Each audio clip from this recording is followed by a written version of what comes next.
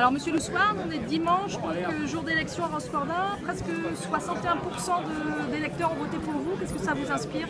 D'abord, c'est une victoire collective, c'est pas la victoire de Michel Le Soir seul. On était 29 candidats et candidates, donc je suis très content pour mon équipe. Je ne m'attendais pas à un tel résultat. J'espérais gagner, bien entendu, mais je n'imaginais pas un score aussi important.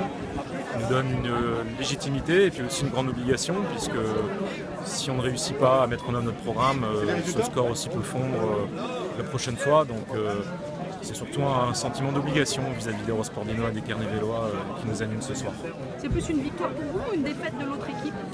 C'est difficile à analyser. Je pense qu'il y a sans doute les événements qui se sont produits ces dernières semaines ont sans doute fortement pesé dans la balance. Il y avait une crispation et une crise municipale qui a profondément agacé les Rospordinois. Après, il y a aussi des orientations qui étaient celles qui étaient prises depuis 2 ans, auxquelles beaucoup de Rospordinois n'ont pas forcément adhéré. Je pense notamment sur la façon d'aménager le centre-ville, mais il y en a d'autres. Donc il y a certainement un élément de sanction dans la politique municipale, mais pas que municipale. Je pense aussi que la politique communautaire qui a été faite par CCA à l'égard de Rospordin, notamment sur le développement économique, n'a pas été suffisamment volontariste. Et les Rospordinois aussi ont souhaité envoyer un message, je pense, de rééquilibrage.